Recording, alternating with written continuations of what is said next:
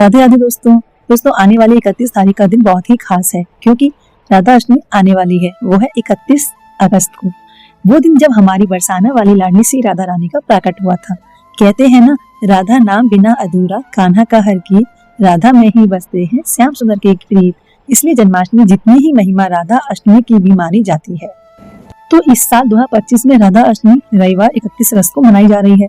अष्टमी तिथि 30 अगस्त रात 10:46 से शुरू होगी और 1 सितंबर रात 12:57 तक रहेगी। पूजा का समय अच्छा समय है, सुबह 11:05 से दोपहर 11:38 तक। अगर आप इस समय पूजा करेंगे तो सबसे शुभ फल हो मिलेगा आपको। कहते हैं कि वृषभानु जी और माता कीर्ति के घर राधा जी का प्रकट हुआ था, लेकिन जन्म से ही उनकी आंखें बंद थी।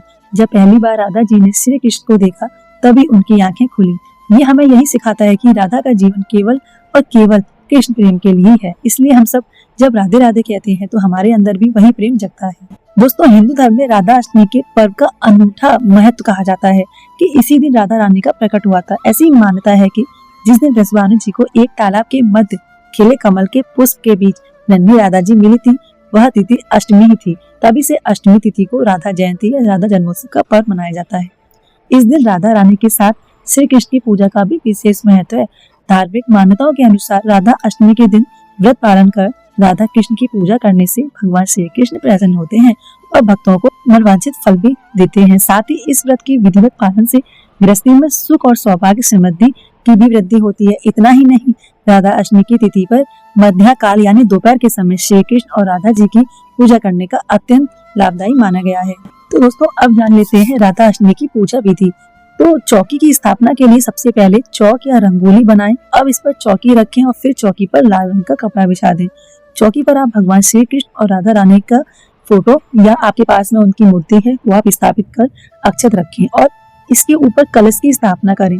कलश की स्थापना के लिए आप एक कलश लें और उसके मुख पर मौली बांधें। फिर इस पर कलश पर स्वास्तिक बनाएं। कलश में जल, गंगा जल, हल्दी की गांठ, सुपारी, अक्षत, रोली और सिक्का डाल दें। अब कलश के मुख पर आम के पत्ते रखें और उस पर चावल से भरी एक कटोरी रख दें।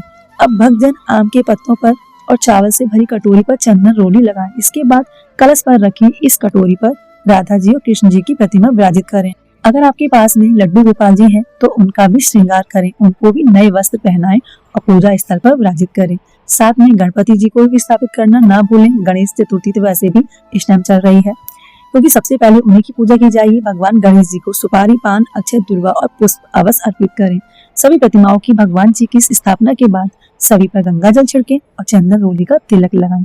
इसके बाद आप भगवान जी, राधा जी और श्री कृष्ण जी को अक्षत, पुष्प, धूप, दीप, मौली समेत पूर्ण सामग्री अर्पित करें। इस दिन राधा रानी को चढ़ाए जाने वाला भोग भी काफी खास होता है। इसमें दही की अरबी, पूरी, खीर आदि जैसे पकवान शामिल होते हैं। भगवान गणेश जी को बिना तुलसी दल के भोग अर्पित करें। पूजा के अंतिम चरण में भगवान जी की आरती उतारें और अपनी गलतियों के लिए क्षमा मांगें। पूजा के बाद सभी लोगों में प्रसाद वितरित करें और अगर आप व्रत रख रहे हैं तो पूरे दिन व्रत का पालन करें। हमारी कामना है कि आपकी पूजा बहुत ही शुभ हो और पूर्ण रूप से संपन्न हो और राधा कृष्ण की आप पर अपार कृपा बनी रहे। देखिए, व्रत में सबसे जरूरी है पूरे दिन राधे राधे का नाम। ये सब जो नियम है एक मतलब बना दिए गए हैं नियम, लेकिन सच्चे दिल से अगर आप राधा राधा बोलकर पूजा करेंगे तो वही पूजा आपके लिए फलेगी। तो राधा अष्टमी हमें सिखाती है कि असली भक्ति वही है जिसमें कोई स्वार्थ ना हो। राधा जी का प्रेम कृष्ण से सिर्फ पाने का नहीं बल्कि पूरी तरह समर्पण का है। इसलिए कहते हैं अगर कृष्ण तक पहुंचना है तो पहले राधा जी का नाम लेना जरूरी है। राधा नाम के बिना कृष्ण भी अधूरे हैं। तो दोस्तों, मेरी तरफ से आप सभी को राधा अष्टमी की ढेर सारी शुभकामनाएं। आज के दिन बस इतना याद रखिए, जितनी बार राधे राधे नाम जपेंगे उतनी ही हमारे जीवन से दुख और अज्ञान दूर होगा। तो चलिए सब मिलकर बोलें राधे राधे, जय श्री कृष्ण।